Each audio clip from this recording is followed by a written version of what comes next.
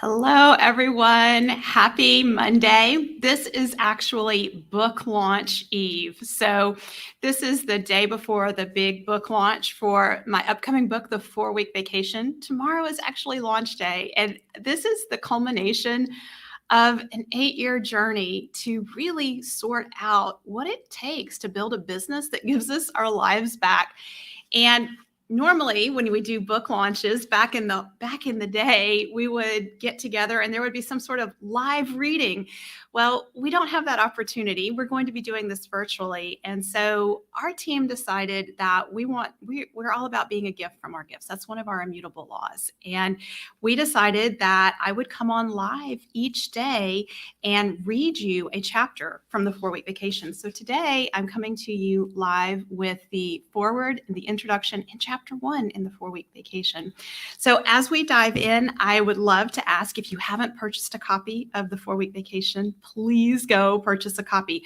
We are trying hard to get to bestseller status with the 4-Week Vacation. And the reason this is important is because when the 4-Week Vacation becomes a bestseller, it has a lot more visibility and it can get into the hands of more entrepreneurs who are ready to take their lives back. So you purchasing a copy of the book and being part of the launch and being here with me during the live reading supports helping us reach more entrepreneurs with this message. And I also want to share with you, if you haven't checked out all the goodies that we have available as part of the book launch, head over to 4weekvacation.com. When you purchase a copy of the book, be sure to let us know, because you will get an invite to our exclusive Better Business, Better Life Jumpstart, which is the training based on the 4-Week Vacation.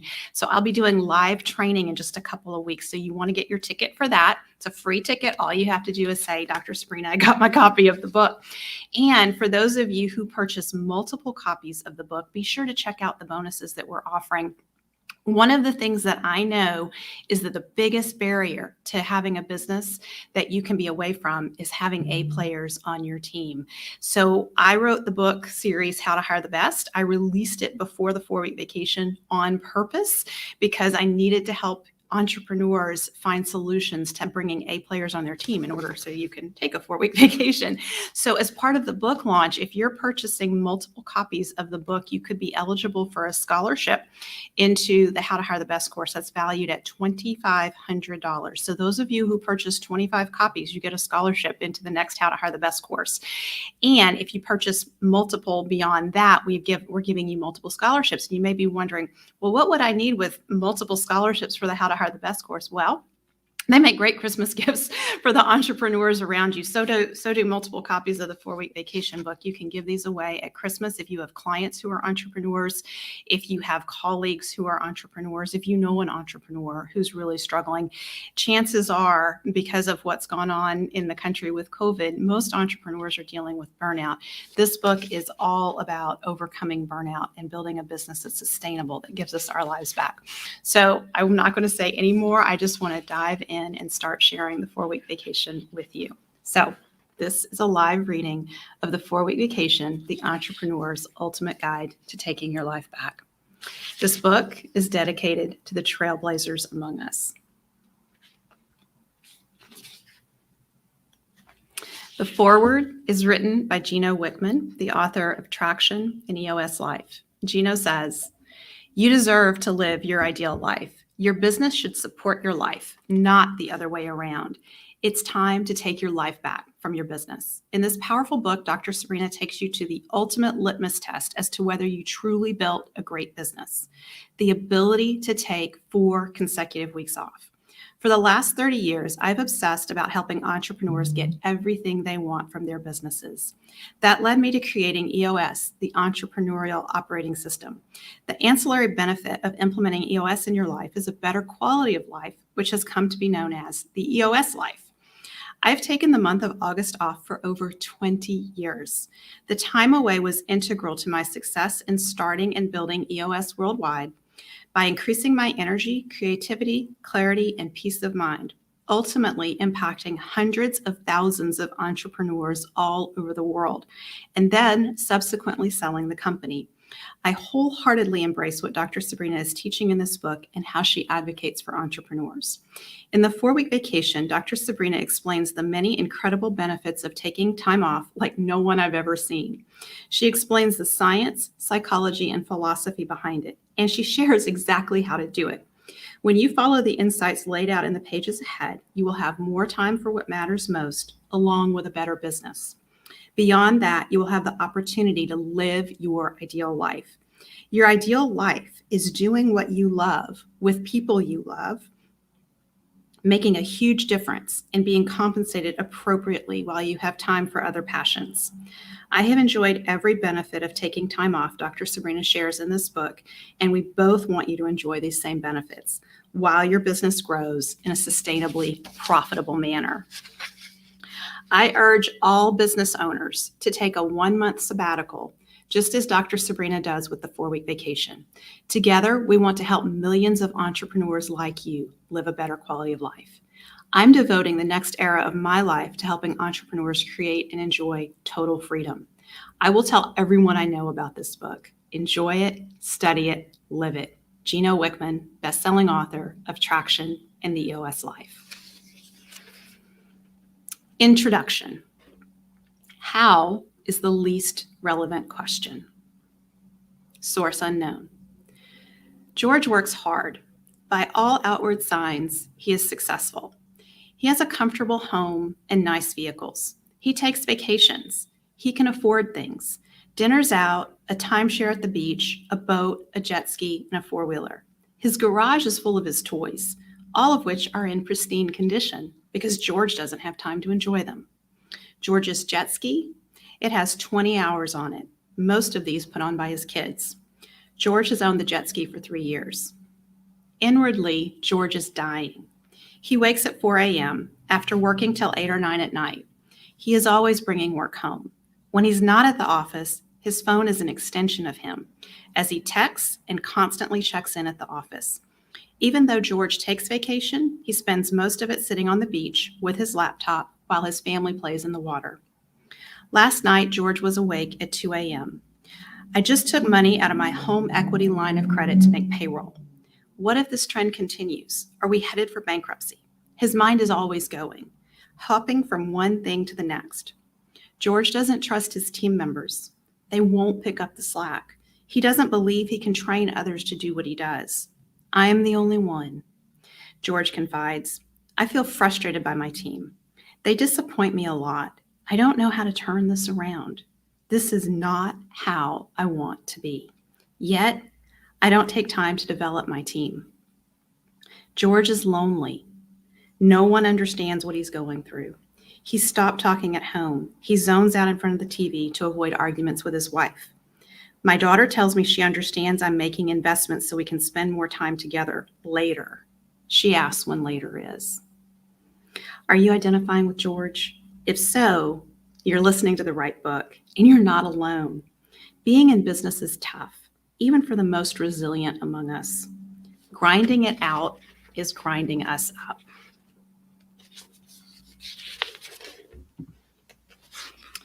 The title of this book is The 4-Week Vacation. And yes, I am promising you much needed R&R by following the Tap the Potential solution laid out on the pages ahead. I'm actually promising you something even greater than that, taking your life back. Time is precious. It is more precious than money. We can lose money and make more of it. We're entrepreneurs after all, right? However, we cannot lose time and make more of it. I just want to pause here and say if anything that I've shared so far is resonating with you, I've got comments turned on. I would love to see your comments in the discussion thread here. In the pages ahead, I will share with you what I've learned in 16 years of coaching entrepreneurs to have businesses that support their lives, not the other way around. You also should know that this is from my own experience. I've spent 16 years figuring this out for myself, paying tuition to the School of Hard Knocks. 16 years ago, I quit my job to start my own business, to have better work-life balance and be present with my family as my first child was born. You're wise to the entrepreneurial experience, so I'm guessing you're picking up on the flaw in my thinking. Having a baby and starting a business all at the same time, thinking that would bring work-life balance. A few months after my daughter was born, I was rocking her to sleep in a dark room with just enough light to read the EMyth by Michael Gerber. In that moment, I realized that I, like most of us entrepreneurs, was doing it all wrong. Hard work does not lead to success as an entrepreneur. Grinding it out grinds us up. Ever since that day, my journey has been to right my relationship with my business so that it fits in the right place in my life, so that I can have a life and a successful business. I have spent the last 16 years taking my life back. When I met Michael Gerber a few years after reading the EMyth, I asked, just how do I go from doing it all to building a team and a repeatable, scalable business model? His reply, my dear, I own a coaching company and I have never coached a day in my life. Now, I'm not going to lie. That answer really ticked me off. What kind of answer is that? He was telling me nothing, yet he was telling me everything. He was telling me to think differently about my role in the business. If I continued doing what I was doing, I would not get a different result. Not only did I have to think differently, I had to show up differently. I had to change my very being. I have made plenty of mistakes along the way, and I've had lots of setbacks. Figuring out how to hire, how to put systems in place, how to build a team that can run without me, none of this is easy. Until now, no one has pulled all of this together for us entrepreneurs. Sure, pieces of it are out there, but they don't fit together well without an overarching solution. Believe me, I know, I've tried. I could give you a list of really good books to read. The EMyth, Traction, Simple Numbers, Straight Talk, Big Profits, Profit First, The Pumpkin Plan, and even my book, How to Hire the Best. You could try all that on your own, but tacking them together just makes a jumbled mess. I know this from experience, and I've even worked directly with the authors of some of those books, as well as with my own coaches. It has taken me years and lots of discouraging experiences to build a sustainably profitable business that has given me my life back. I've paid the tuition to the School of Hard Knocks so that you don't have to. By implementing the Tap the Potential solution, you can take your life back. The Tap the Potential solution is the guaranteed path to designing a sustainably profitable business that gives you more time for what matters most and more money in your bank account than ever. Sound good to you? Great. Let's keep going. As Andrew Twardzik, president of Cedar Ridge Log Homes, shares, the money is great, don't get me wrong, but the time with my wife and children, that's invaluable. Andrew gets it. It's the time for what matters most that is the most valuable. Andrew and his family are implementing the Tap the Potential solution. They came into our Better Business, Better Life program 2 years ago, determined to build a business that gives them a high quality of life. They have done that and more. They have designed a sustainably profitable business that is growing by leaps and bounds. It is rare to have a growing business that is not taking over your life. Usually it's the other way around. As a business grows, it takes over the owner's life. This book is about writing our relationship with our business so that it takes up the appropriate space in our lives without crowding out what matters. After all, work should support life, not the other way around. How can we create that space where we gradually start taking our lives back? Every time we leave the office at 5 p.m. instead of working late, take the weekend off, intentionally make time for our family, go for a walk, or meditate. We are writing our relationship with our businesses a little bit more, and we have taken more of our lives back. These small steps are initial steps on the path to the 4-week vacation, the ultimate goal where we get to reflect on our lives and do the deeper, more valuable work while our businesses grow without our daily involvement. So let's stop grinding it out and instead find a healthier way to relate to our businesses. If you're ready to take your life back and you're looking for a community of entrepreneurs to support and guide you, I invite you to join our Entrepreneurs Take Your Life Back community. To get the invite, plus my highly popular training, How to Make Your Time Worth $10,000 an Hour, that accompanies this book, go to tapthepotential.com/10K and follow the brief steps there. So that's the introduction.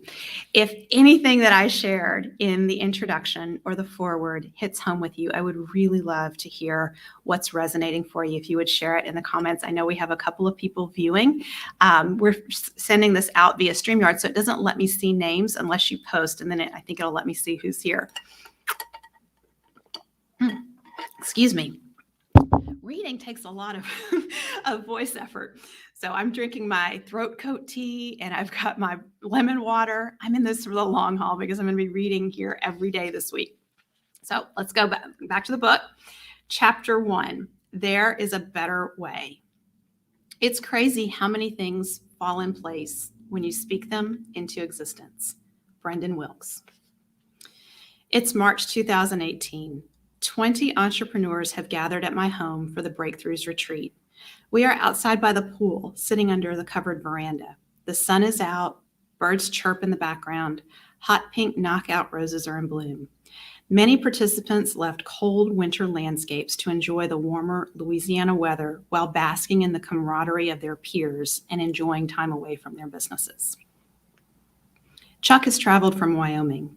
He is one of my early clients. Much of what I've learned about what works when it comes to building a sustainably profitable business that gives you your life back, I've learned while coaching Chuck and his peers in Riverton, Wyoming.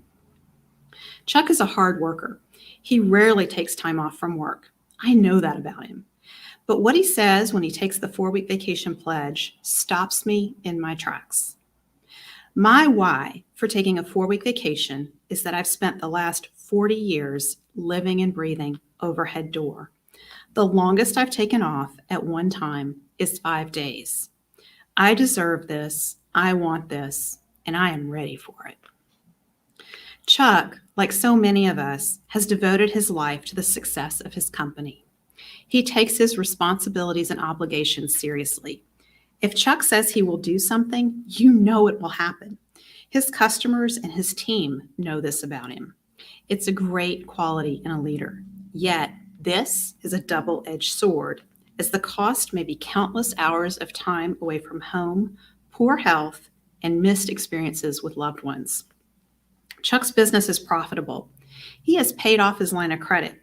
On more than one occasion, his accountant has paid him a personal visit to inquire as to what he is doing. His accountant is curious because in some years, Chuck's is the only profitable business with whom his accountant works. Chuck's business isn't just a little profitable. When he implemented Profit First with us, Chuck more than tripled his profit in the first year and eliminated $140,000 worth of debt. Chuck currently has no debt and does not use a line of credit. It wasn't always this way. About 5 years ago, Chuck bid on the largest project his company ever performed. He learned a very difficult and painful lesson when he won that project. The project was outside the company's sweet spot, but the size of the project was enticing. Chuck lost money, a lot of money, keeping his word by completing that project. Although the project generated significant revenue, it cost Chuck's company more to perform the work than it made. Other clients became disgruntled as Chuck's team had to focus on the large project. Chuck was back to working 12 to 14-hour days, missing out on time with his wife and time at his cabin. All the while, he was neglecting his health. It took multiple years to recover from the financial impact of that loss. Through the School of Hard Knocks, Chuck has learned that it's not about how much you make, it's about how much you keep. He's also learned that running the business from its sweet spot is key to being profitable and creating a great place to work. The overhead door company of Riverton and Lander is a great place to work. Chuck has made this a significant intention. In fact, it's what led him to initiate coaching with me. He wanted to be a better leader. He's succeeded. According to a global survey by Gallup, only 13% of employees are engaged. Chuck's team is different. When they responded to an employee survey that was sent to them when Chuck applied for Inc.'s Best Places to Work award, results showed that 92.31% of Chuck's team members are highly engaged.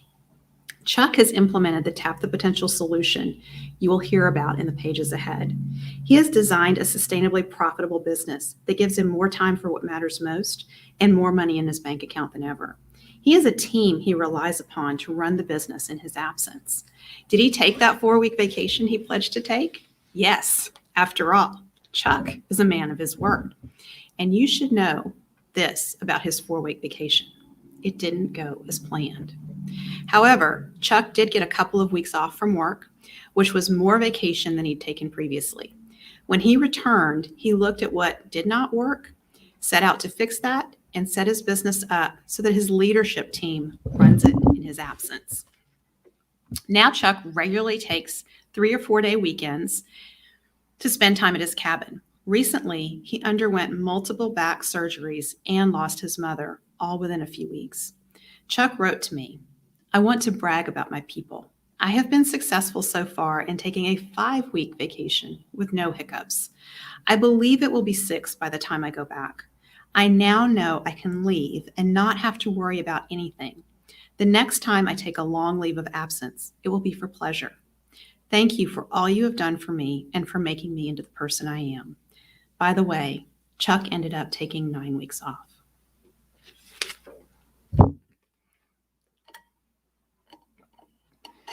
Hey, Vanessa, it's good to see you. Steve, you know Chuck personally. He is a great guy. He is a huge example and role model for us all. Chuck plays full out, as well as all of us. I'm sorry, let me start over. Chuck plays full out, as all of us entrepreneurs do. I acknowledge you for that commitment. You are passionate about what you do, and it shows. Yet the way we do entrepreneurship is not sustainable. Long days in the office, missed time with family and friends, chronic sleep deprivation, no vacation, and working under constant pressure are common experiences for entrepreneurs everywhere. The traditional story of entrepreneurship, grind it out, work harder, pursue all the opportunities, keep clients happy at all costs, sacrifice your own pay to keep the business afloat, is a destructive one. How destructive? Let's take a look. The Gallup Healthways Wellbeing Index reveals that 45% of entrepreneurs report being stressed, and 34% of us report having been worried a lot.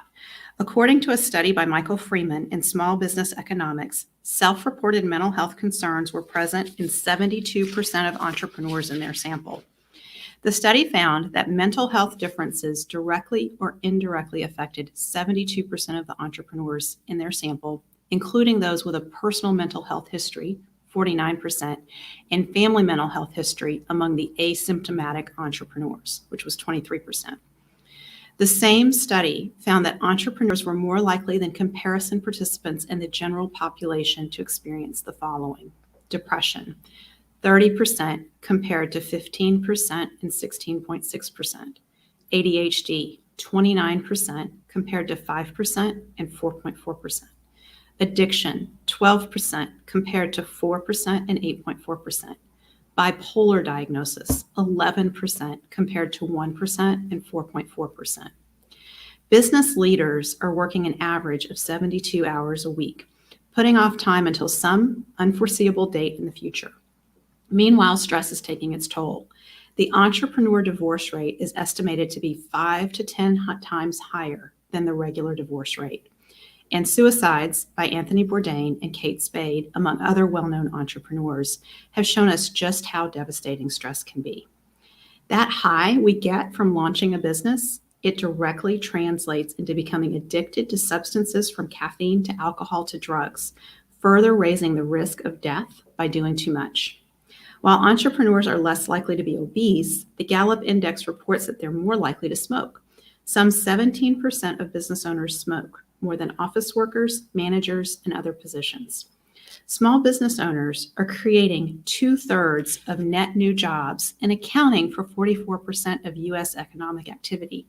We entrepreneurs are often referred to as the backbone of the economy. Yet, who has our back as our business takes over our lives? Entrepreneurship is in crisis, and it's time to sound the alarm bells. The way we are doing entrepreneurship is not sustainable. In this book, I ask and explore the following questions. Is there a better, more sustainable way to do entrepreneurship? Is there a different definition of success as an entrepreneur? What are the alternatives? What's possible when we decide to build sustainable, profitable, life-giving businesses that support our lives and the lives of our team members? What's possible when we decide our work will support our life, not the other way around? What's possible when we take our lives back? What is possible when we take our lives back? This is the story I've been wanting to write. This is the story I'm inviting you into. Let's write a new story of entrepreneurship. I'm in. Are you? If you are, post in the comments.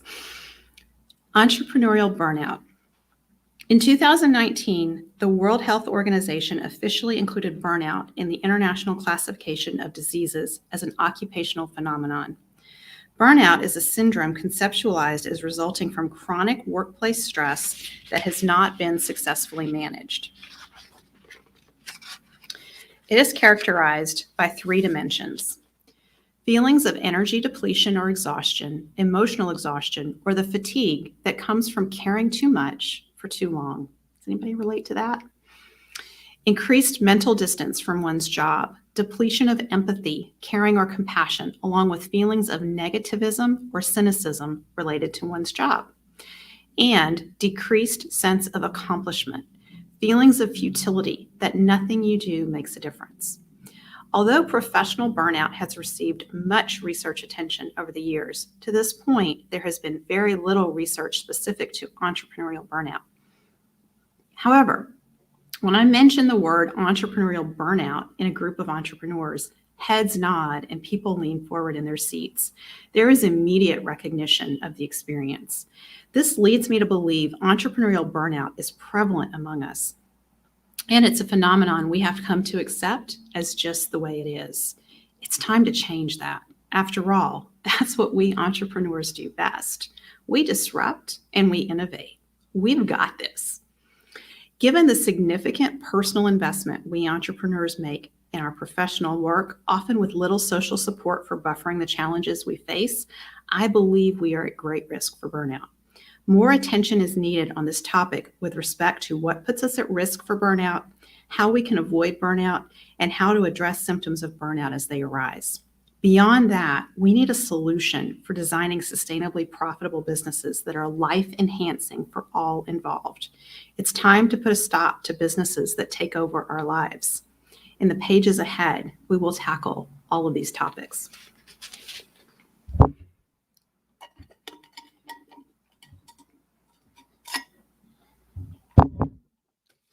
What causes burnout? Burnout happens when we're under chronic stress. It happens when we hop from one crisis to the next, putting out one fire after another. It happens when we experience intense time pressure in our days to somehow get it all done. It happens when we're so wound up at night from the intensity of our days, we don't sleep. It happens when the stress and sleep deprivation compound, and it's been months, years since we felt truly rested and refreshed. Failure to complete the stress cycle. I just want to pause here and comment about this. Whenever you write a book, you learn so much. And it was in the final months before the book was finalized for publication, so down to the wire, I really thought the book was complete. And I listened to a podcast episode with Brene Brown, and she was talking to the authors of the book Burnout, the Nagoski sisters. And I heard this interview, and it dawned on me that they really had touched on something that we overlook about stress. And I got to include it in the book. So I just want to share that this has been a tremendous learning journey for me. I've been studying burnout for a long time, and to stumble upon something like this at the very end, right before the book was published, it was like, oh, this makes so much sense. And so I'm really glad I get to share this with you. Failure to complete the stress cycle. You wake up at 4 a.m. thinking about all you have to get done today, remembering the upsetting interaction you had with a team member yesterday. You know you need to resolve the situation today and tackle a long list of other items while you make sure there's enough money in the bank to cover payroll this week. Going back to sleep is pointless. You get up. Why not get up? Or why not get in to work early today to get a head start? All is humming along until one of your team members stops into your office with a problem from one of your top clients. The day unravels from there. Later that day, your child's school calls. Your child is sick and needs to be picked up early, so you drop what you are doing and go pick up your child, planning to squeeze in more work later that evening. Finally, at midnight, you drop into bed exhausted. It feels like you're playing the whack-a-mole game, hopping around, putting out one fire after another. And that's just one day in the life of an entrepreneur. Throughout the day, stressors happened and may have been resolved. However, it's likely that we have not fully completed the stress cycle.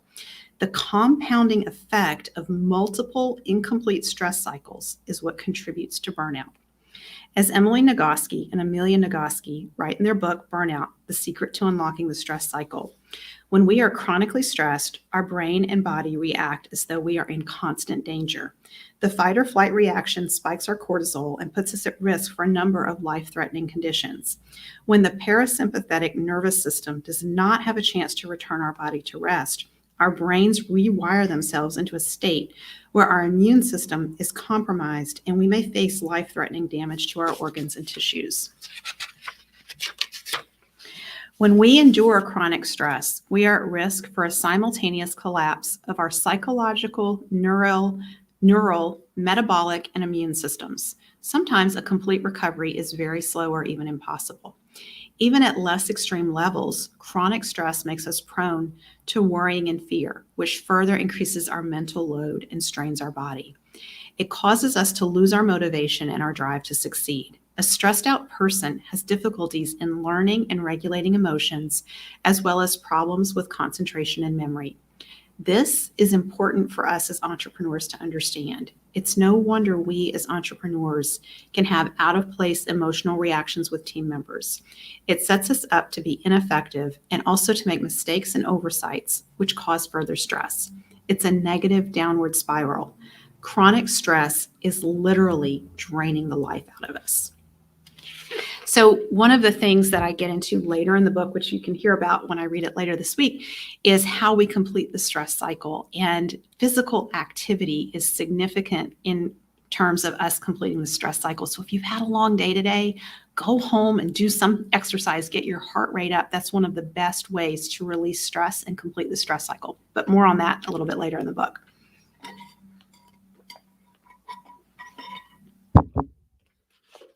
Would you trade your life for your business?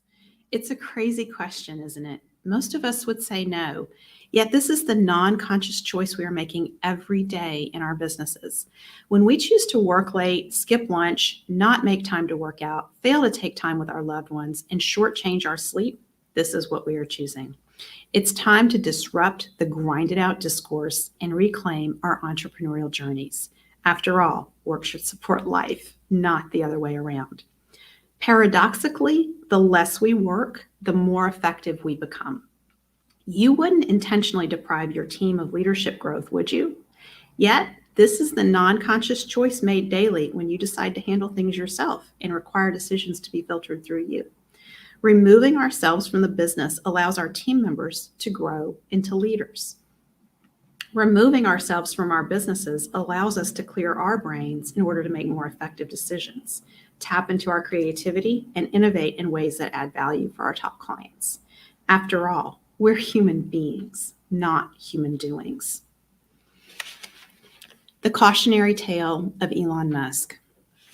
Elon Musk nearly traded his life for his company's life in 2018 when he was struggling to meet demands for Tesla and adjusting his automation process. He was working up to 120 hours a week and had not taken more than a week off since 2001 when he had malaria. Can you imagine that? 120 hours a week. Friends were concerned. His physical health was deteriorating. This past year has been the most difficult and painful year of my career, he told the New York Times. It was excruciating. Musk spent his entire birthday at work, choking up in a 60 Minutes interview as he recalled, all night, no friends, nothing. He'd stay in the factory for up to 4 days at a time, missing out on seeing his kids and nearly missing his brother's wedding, where he was the best man. The New York Times interview with Musk opened the country's eyes to the real dangers of entrepreneurial burnout.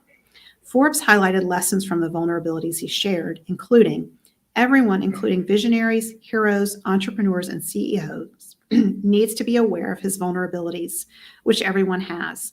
And with that knowledge, take specific,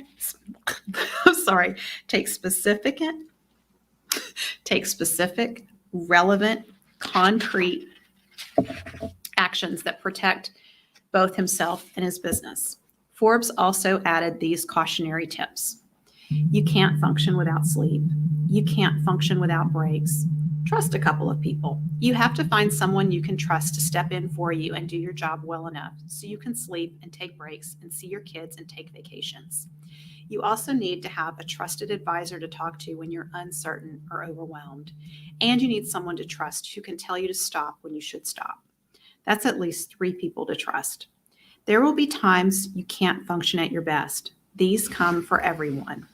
Learn to recognize them and find the discipline to not make critical decisions or take consequential actions until you're back to your usual excellent baseline of functioning. Have a primary care doctor and see her at least once a year and listen to her advice. Protect yourself from an overload of information, especially meaningless, negative, and cruel comments about you from strangers. And finally, don't forget to drink and hydrate. Don't forget to eat and hydrate. On that note, I'm going to hydrate a bit.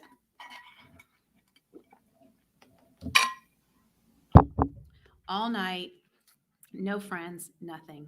Arianna Huffington's open letter to Elon Musk.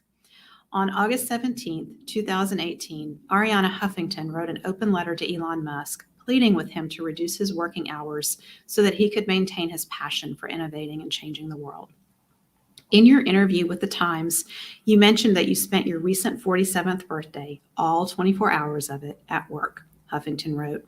You've had days-long stretches where you shut yourself inside the Tesla factory and don't even go outside. You don't take vacations. There's no way you can connect with your amazing vision and creativity when you don't give yourself time to reconnect, not just with those you love, but also with yourself and your wisdom. This is not about working hard. Of course, you're always going to work hard. It's about working in a way that allows you to make your best decisions. Since 2018, Musk has cut back his work hours and focused more on his physical health and his sleep. Vacations, though, still take a backseat to Tesla and his other businesses. I decided to include Elon Musk's story in here because I've had multiple entrepreneurs make offhanded comments to me that they wish they could be more like Elon Musk and wonder what's wrong with them, that they can't be more like Elon Musk. And they look at how hard he works and the hours that he puts in and the things that he's accomplishing and wonder what's wrong with me. And I wanted to include this in here because I wanted to show the darker side of what's really going on. And it really leads me to question how much more could Elon Musk be accomplishing and doing if he were doing better self-care and taking more time off. I can't take time off. I've got too much to do, too many people depending on me. There is no one else. I'll just push through this rough period and it will be better in a few months. George deflects his peers' suggestions that taking weekends off would clear his mind and help him make better decisions. He's sleeping 4 or few hours each night.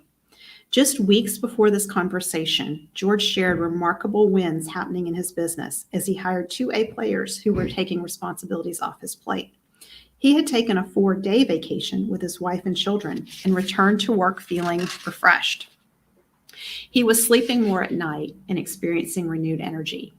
In our Better Business, Better Life small group meeting, he declared, "The next time I work so hard for so long, please remind me how good this feels and that I can take time off, even if I dig in and refuse." Now, just a few short weeks later, 2 of George's long-term team members have resigned because they did not like the increased accountability he put in as he fortified his systems. George and his newer team members are scrambling to take care of customers. George is dismissing his peers and our strategists' reminders of the value he experienced with some downtime from the business. He is digging in, refusing to take Saturdays and Sundays off. His argument that working 7 days per week will allow him to get more done is convincing.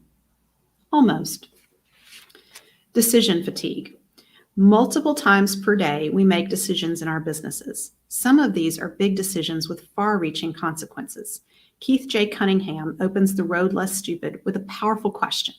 How much money would you have right now if I gave you the ability to unwind any 3 financial decisions you have ever made? Cunningham points out our erroneous assumptions cause financial mistakes, and we pay the dumb tax. The passage of time reveals these assumptions and the financial consequences. Poor decisions and erroneous assumptions happen not because we are unintelligent. These happen simply because we don't take adequate time to think and seek feedback on our ideas. Thinking is critical to sustainable success in business, says Cunningham. All of us have paid the dumb tax. Entrepreneurs are particularly vulnerable to paying more dumb tax than we need to, simply because we are rushing around from one crisis to another, never stopping long enough to rest, much less take time to think. Cunningham insists we can avoid the dumb tax by making time to think and asking ourselves powerful questions. For what we eat for breakfast, to which TV series we watch before bed, studies show that the average person makes up to 35,000 decisions per day. I venture we entrepreneurs make many more than that per day. Sure, plenty of those decisions are trivial, but many are serious, affecting our businesses, our lives, our families, and our communities. We all know the consequences of a poor decision to text while driving, for example. Let's focus on the impaired decision-making that occurs from working excessively long hours without sufficient rest. Many of us have wives, children, and team members who are the victims of our decisions, says Don Zerbe, CEO of EcoLawn Inc. There's a guy in my circle who leaves for work at 6 o'clock in the morning, comes home at 9 o'clock at night, 6 days a week, works half the day on Sunday, and wonders why his wife is upset with him and why his kids don't know him. Social psychologist Roy Baumeister named our impaired decision-making decision fatigue based on the Freudian hypothesis of ego depletion. In Triggers, Creating Behavior That Lasts, Becoming the Person You Want to Be, Marshall Goldsmith explains, ego depletion has been cited to explain all sorts of consumer behavior, from why we seek and accept a waiter's recommendation, because we're so depleted we'll let a stranger choose our food, to why impulse items such as candy bars and tiny bottles of 5-hour energy are located at the checkout counter, he writes. Like fuel in a gas tank, our self-control is finite and runs down with steady use. Under depletion's influence, Goldsmith explains, we're more likely to share intimate personal information, become aggressive, and give in to impulses. By the end of the day, we're worn down and vulnerable to foolish choices. When we are burned out, we are much more likely to make poor choices and set others up to be the victim of our decisions. These choices become the dumb tax we pay that keeps us working harder. George confides that he knew he needed to fire his long-term employees months ago.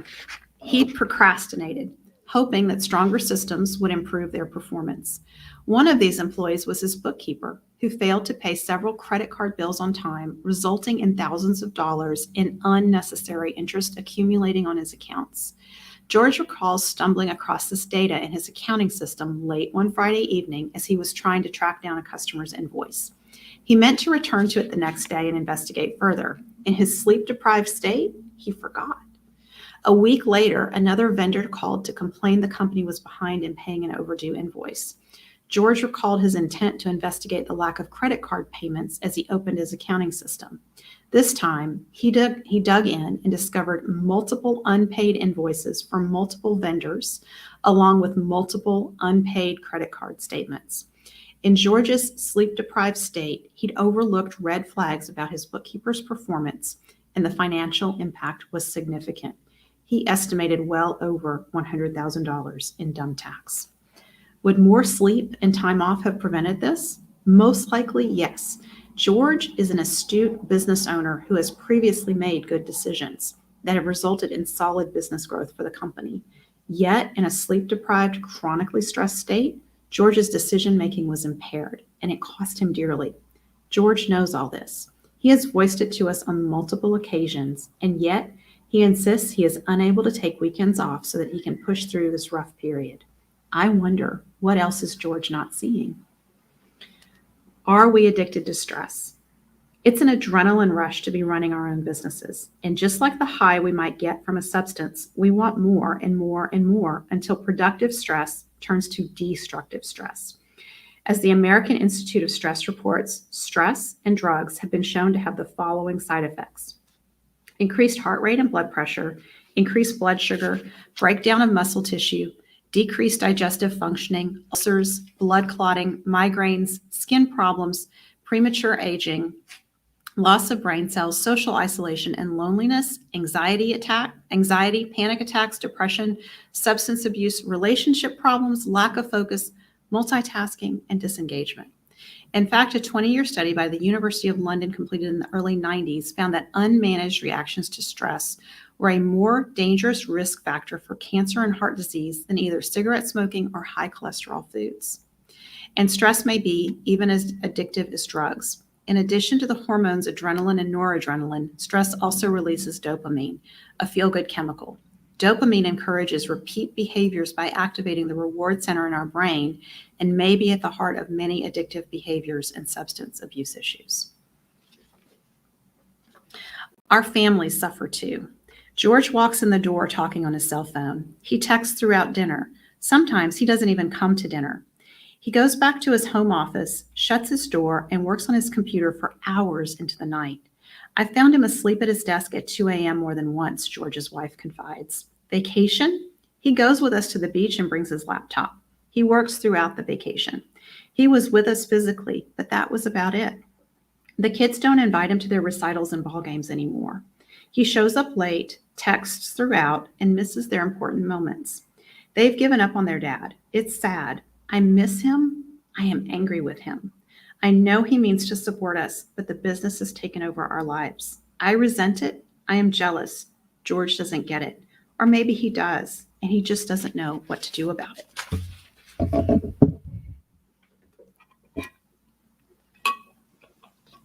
So for those of you who are just now joining, I want to share that I have been reading the foreword and introduction in Chapter 1 from the 4-Week Vacation, the Entrepreneur's Ultimate Guide to Taking Your Life Back.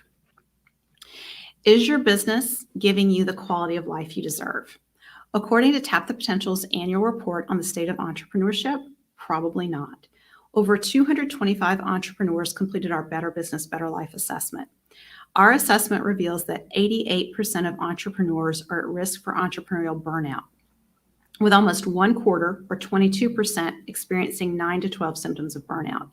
Nearly 84% of respondents report fluctuating moods based on how the business is doing. So I wonder if, as you're listening to this, if you can relate to that. 81% find it hard to switch off and not think about the business, while 53% report difficulty enjoying downtime away from work. More than half of respondents had neglected basic needs such as sleep, healthy eating, or social interaction in the last 3 days because of work. Meanwhile, 61% of us feel as though it takes increasing effort to accomplish simple tasks. 33% report having greater and greater difficulty making decisions. Decision fatigue is real and the costs are high. Nearly 1/3 report feeling discouraged about the future. Almost half report feeling as though no one understands them and the stressors they experience, while 41% say they are easily annoyed or irritated. This particular mix, discouragement about the future, feeling misunderstood, and being easily annoyed or irritated, is a recipe for acting in ways that exacerbate the very experiences that put us at risk for depression and other mental health conditions. Many entrepreneurs with whom I speak tell me they feel isolated and alone. Even though they may be surrounded by their team and family daily, many feel as though no one gets them. Those who are not familiar with entrepreneurship believe we are in complete control of our time and choices, and that signs of outward health, for example, a nice building, an expensive vehicle, etc., indicate personal wealth. Some even believe entrepreneurs are greedy, focused on profit at the expense of their team members' paychecks, when in fact, the exact opposite is more likely true. No wonder entrepreneurs feel isolated and misunderstood. When they join a community, such as our Entrepreneurs Take Your Life Back community, there is a sense of camaraderie and relief to be among others who get what they're going through and are working together to make better businesses and better lives for all involved. Another significant finding from our research: those with lower risk for burnout work substantially less than those who are at greater risk. From this, we can extrapolate that working less equates to less stress. Those who have been able to be away the longest from their business, fully unplugged, are less stressed. The more days they are able to be away, fully unplugged, the less stressed they are. How much are entrepreneurs working? The majority, 33%, report working 50 to 60 hours a week. 9% are working 60 to 70 hours per week, while 17% report working 70 plus hours per week. Those who have a lower risk for entrepreneurial burnout have more systems in place. Adding systems reduces risk for entrepreneurial burnout. Those at low risk for entrepreneurial burnout have almost double the number of systems in place as those who are at higher risk for burnout.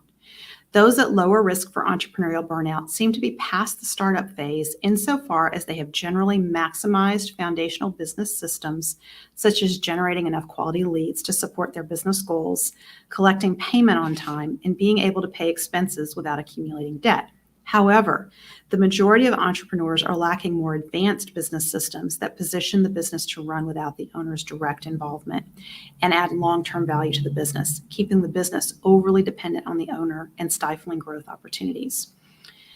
The majority of entrepreneurs experience the business as being overly dependent on them.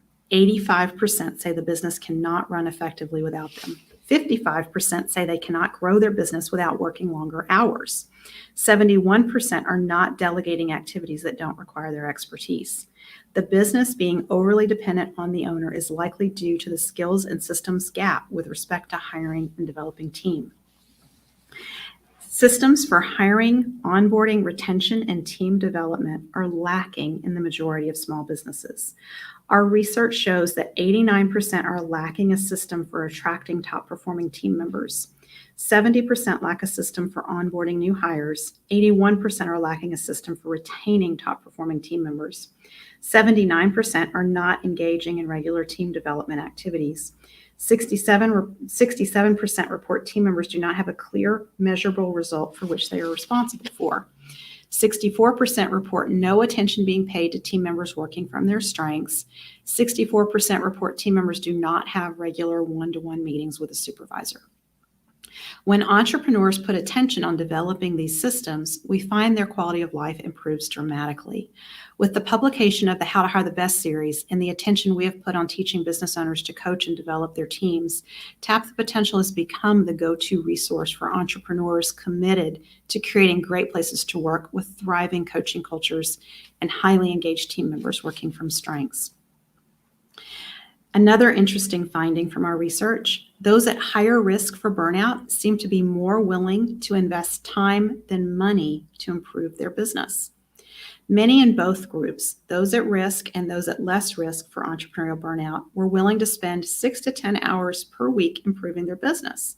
Indeed, 61% report being willing to work 6 to 10 plus hours per week to improve their business, with 37% saying they are willing to work 10 plus hours per week to improve their business.